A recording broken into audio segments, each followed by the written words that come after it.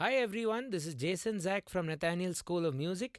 In this lesson, we are going to explore the y axis of music. I call it the y axis sometimes basically to indicate the pitch axis. Whenever we look at music, especially in sheet music, we are looking at the notes on the five lines. It's kind of like a graph, isn't it? And we draw all of our note values: whole note, half note, dotted notes, tied notes, whatever notes, quavers, semiquavers, triplets, and the like. We will draw it either on a line or in between a line, lines and spaces. So we use these five lines, and it's been around for, I guess, centuries now. So the way we are going to explore the y axis today will be in a very piano like environment, just in a scalar fashion. And I'm inspired to do this exercise primarily because a lot of people who come to me, students, and say, what's the best way to practice piano? I can do my major scales up and down, 2 octaves, 3 octaves, 4 octaves. And you'll find these exercises in almost all your exams. You'll have to play the scales in 2 octaves, 3 octaves, and 4 octaves. Similar motion, a parallel motion where you start with the thirds, I guess, and maybe even some contrary motion where you just do it reverse, in reverse order. Okay, so these are these exercises which students have to go about, but I figured all of these exercises just tend to go up from the root. So the root, if it is in this case, let's say C or F or any of the 12 roots of music, it's just going up from there. So you're not really training your pitch knowledge or your ability to go in either direction of the root. So why I stress on the term y-axis is because if this is your anchor point, or if this is your 0 point, so what happens is if I play F, take F as my root or my base point and play the F major scale, I'm never going below the root. So what I'd like to do is say this is going to be my anchor point or my 0 point of the graph, of the XY graph. And if I have the opportunity to go above it, or I have the opportunity to go below it. So that's my scale drill for you. Instead of doing, you can go 5 up, 5 to the 5th, come down, come even more down now, go 5 more steps down, and then come back to the tonic. So it's trying to swing like a pendulum, like in a physics class you would have seen a pendulum motion. So it swings pretty much the same direction in either side. So it swings by pretty much the same amount in both directions. A pendulum, simple pendulum. So to build the exercise, we are just going to go in pendulum motion, and then we are going to have some fun where we'll be improvising. We'll be strengthening our theory, I think, in a very fun way. So do stay tuned till the very end, and we'll explore pretty much all the intervals. We won't be sticking with just the major scale. So if you want to explore a variety of scales, conquer all your intervals with respect to a root, learn how to harmonize chords, learn how to form chords from within a scale, and get a proper rock solid piano workout, then this lesson is for you. Stay tuned to the very end, get your keyboards out, and you might want to also supplement the learning with my notes. You can find the notes on our Patreon page for just $5 a month. So do consider heading over there and also supporting our channel. Before we get started, it'll be nice if you can consider hitting that subscribe button. It's all around the place, and turn on that bell icon for regular notifications. Thanks, let's get cracking. So I'm going to take the key of F for our study, and let's start with the pendulum motion. First of all, I have done the pendulum motion in a previous exercise, but I've done it in a different context. I'll leave you that link in the description, so do check that out as well after this lesson if you haven't already. Now, the pendulum motion from F on the piano would be start off with the thumb. Thumb is a good finger to start playing scales, as you know, especially white note scales. So if I do F, the pendulum is now going to swing one step up, one step down. So F to the G, And what is one step down from F?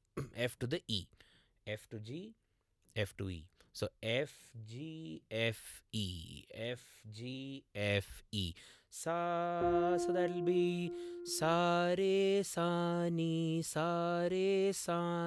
with swaras. And to play this on the piano, I would encourage you to practice crossing over fingers in and around the thumb, basically over the thumb, and the thumb will at times have to cross back, which you will see later as the pendulum swing gets more and more. Sa re sa ni, sa re sa ni, sa re sa ni. So you could basically do this as eighth notes, doubling the head movement, or you could do 16th notes. Yeah, you could keep either of these speeds going, or if you want to double that further, that becomes a decent workout. Now, as you play faster, just mechanically for the hand, just don't move your elbow too much, or rather, you have to move your elbow some amount, but don't move your elbow with the shoulder. The shoulder doing this is of no value. So as you play, keep your shoulder close to the stomach as much as possible. There we go. And if you get a bit tense, it may be because your hands are dropping too much, and it also may be because your wrist is too stiff. So keep your wrist as flexible as possible. Maybe don't stick it at a point. Try to always focus on relaxing the wrist. Then it allows the forearms to do their thing. And you will be working out this muscle. I don't know what this muscle is called. Someone who knows this muscle can write in the comments. This muscle will start hurting to a point that you might want to take some breaks, especially if you go in 16th notes and 32nd notes. You might want to take some breaks for about, play for 10 minutes and break for 5, kind of a thing. Okay? Or do some left hand work or whatever. Okay? So it goes... That's 1 up, 1 down as I call it. Then you do 2 up, 2 down. So pendulum is swinging how? Sa re ga re sa ni dha ni sa. 1 2 3 2 1 7 6 7 1. Sa re ga re sa ni dha ni sa. So F G A G F E D E F. So now you'll play 2, and when you cross down, you'll be crossing the middle finger, so that then you can whack your index finger on the D. There we go. Sa re ga re sa ni da ni sa re ga re sa ni da ni sa re ni da ni sa re ga re sa ni da ni sa. Okay, now let's do 3 steps up and down. Sa re ga ma ga re sa ni dha pa dha ni sa. So sa continues to be my anchor. Sa re ga ma ga re sa ni dha pa dha ni sa. Now for this, sa re ga ma ga re sa ni dha pa. You could cross your ring, but that'll be very painful and inefficient. So what I would prefer, ma ga re sa ni will be with the middle, ni dha pa dha ni sa, and then bring back the thumb. It'll be very ergonomic, and you can get some serious speed into your playing. So that's 1 up, 1 down, 2 up, 2 down, then 3 up, 3 down. I encourage you to sing it as well. And last but not least, we'll stick with 4 up, 4 down, because that'll hit the pinky finger, and that's pretty much the last finger. We don't have any more available.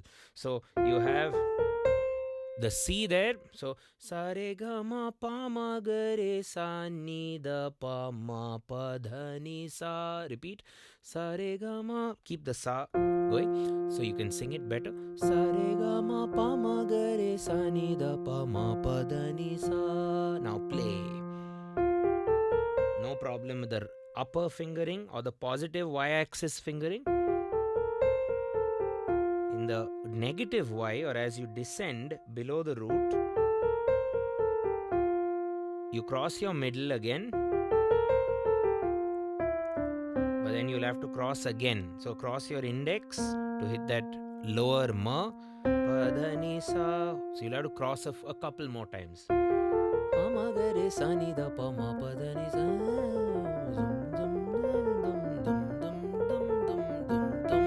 okay, so that's about the pendulum drill. So 1 up 1 down, 2 up 2 down, 3 up 3 down, and 4 up 4 down.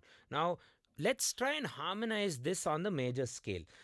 And I'm just going to choose 3 kinds of chords. The tonic chord, which is most stable. So if this were to be in the F major scale, the tonic chord would end up being F major. So the tonic chord is a chord which contains the 1 degree, the 3 degree and the 5 degree of the scale, or at least the 3 and the 5. Those 2 degrees are very important to be called a tonic chord. So this is your tonic chord. The predominant chord would contain, or it would be B flat major, which I am playing as an inversion right now. So the predominant chord will generally contain the 4 and the 6 interval. Those are very important for the predominant shape. So you can kind of even play G minor, because even G minor has a 4 and a 6, namely B flat and D. So tonic, FAC. If you like, you can even play the minor tonic, which is D minor. But I'm going to stick with the major tonic, FAC. B flat major in its inversion being the predominant. I can come back to the tonic and then end with a dominant chord, which is usually a chord which highlights the 7th degree and the 2nd degree.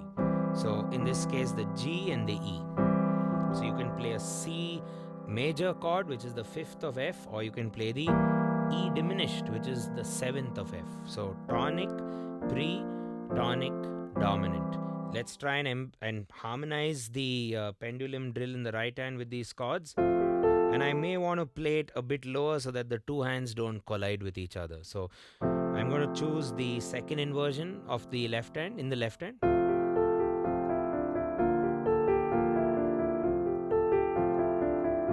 Or you can play higher, you know.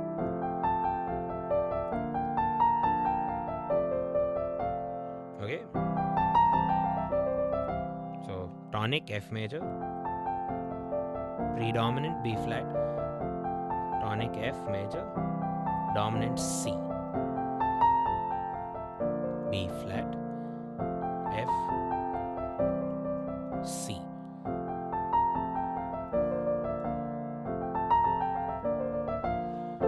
Okay, so now let's go beyond the major scale intervals and reharmonize the left hand. Play different chords because now they have to serve those intervals.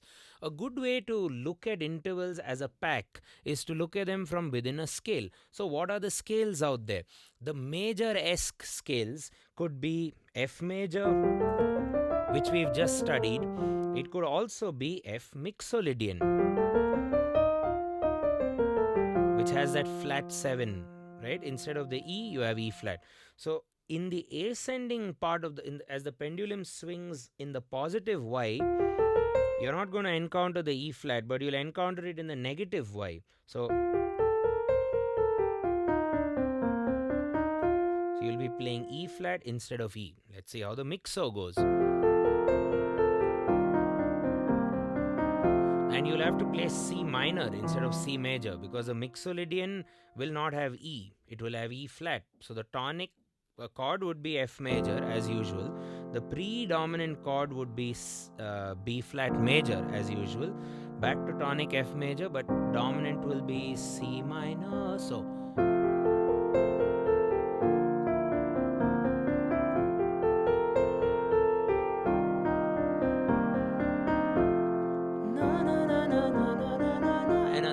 people play.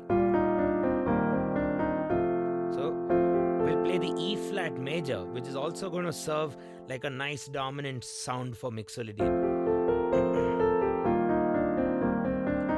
Let me play it a bit higher. The 2 hands are literally fighting with each other. So F major, E flat major works well for mixo. I'll play my B flat, which is my 4 major. So Mixolydian, I'm going with 1 major tonic. 4 will be my predominant major, 4 major. Back to tonic. And end with a dominant, which is a 5 minor, or else a 6 flat and end with my dominant, which is a 5 minor or a 7 flat major. Minor, major.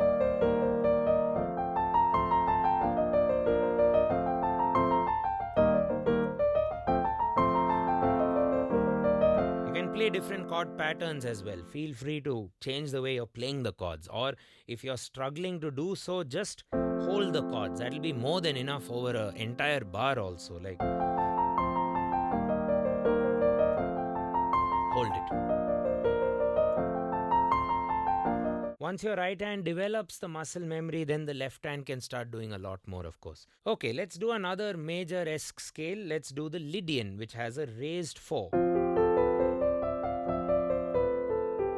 That's a B in there. So I can do, let's start high. You don't get any different notes because the B will be there and the B flat will not be there. So Lydian.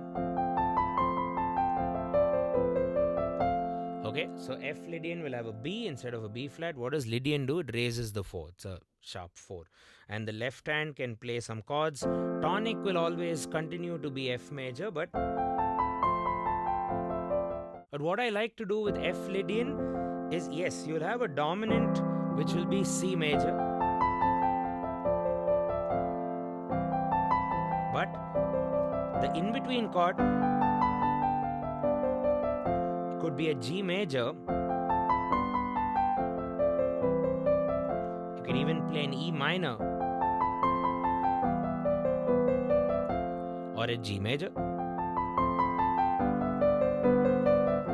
Yeah, that'll make it very Lydian sounding. And then you could also add a C major, which is your dominant chord. So let's do one more major sounding scale. That could be the Mixolydian scale with a flat 6. So that'll be F major with a flat 6 and a flat 7, of course, because Mixolydian has a flat 7. So F, tonic major, tonic will be major as always. But your predominant chord or your 4 would end up being a 4 minor.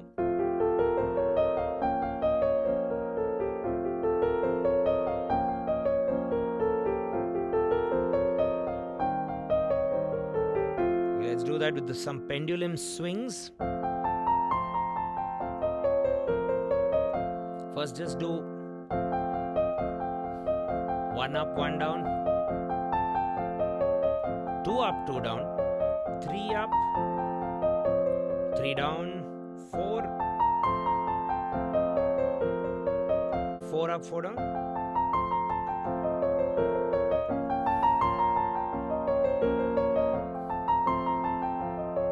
and dominant. So let's now move this to the minor domain. If you start with a natural minor, the most commonly used one in pop music at least, you'll have 1, 4 and 5 being exactly what they were for major. F major, B flat major and C major were the major chords for F major. Now in the natural minor, this will all be converted to minor. So F minor, B flat minor, F minor and C minor. And now the drill. I'm just doing 2 up, 2 down for now. Maybe 3 sometimes. But tonic, dominant, tonic F minor, predominant B flat minor, tonic F minor, dominant C minor, maybe jump more.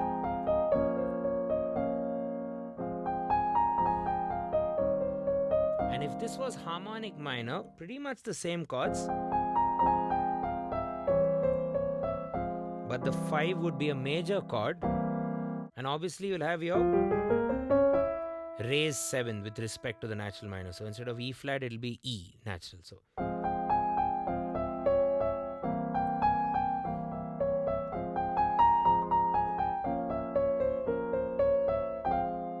that's F harmonic minor.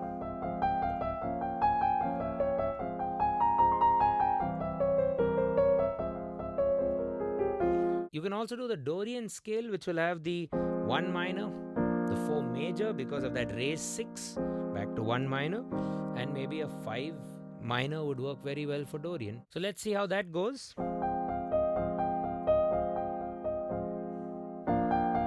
major, maybe 2 up, 2 down.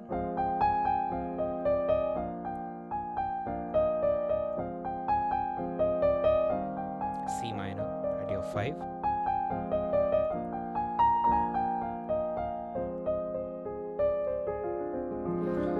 Last but not least, let's flatten the 2. Which scale tends to flat the 2? The Phrygian scale, right? So that's your natural minor with a flat 2. So obviously I'd want that Spanish chord progression in there, that flamenco sound. So that would be a 1 minor and a 2 flat major. I can even do a 3 flat major as well, which will also work in the Phrygian.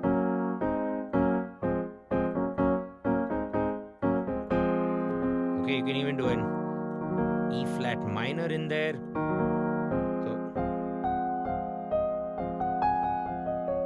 So first let's practice the right hand. Phrygian has a flat 2 and the rest is natural minor.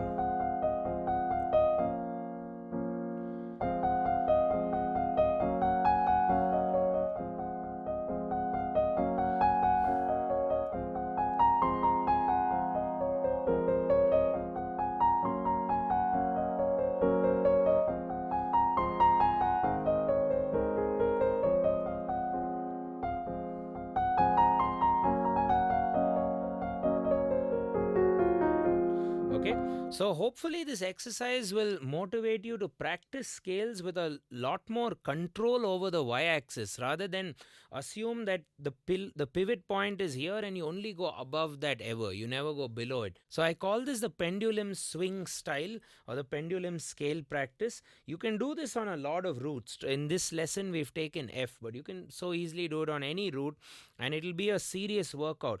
However, what we've done in this lesson is also explore pretty much all the intervals that music has to offer, and by combining different scales, the major scale, the minor scale, the Dorian, the Phrygian, the Mixolydian flat 6 and so on, and then harmonizing that in the left hand with 3 chords. Just if you were given a chance to play just 3 chords which can do justice to that right hand motion or that right hand melody, those are the 3 chords, the tonic, the pre and the dominant chords as we sometimes call them.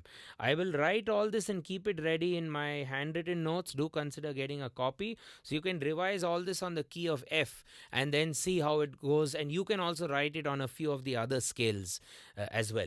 Okay guys, thanks a ton for watching the video. Don't forget to hit the subscribe and turn on the bell icon for regular notifications. And if you want a structured course at our school at a foundational level, or if you want to customize a course at a more intermediate advanced level and learn a bunch of things, not just piano, also ear training, music production, transcription, rhythm, and so on and so forth, do consider a semester at our school. You can head over to nathanielschool.com. Thanks a ton for watching the lesson. Cheers.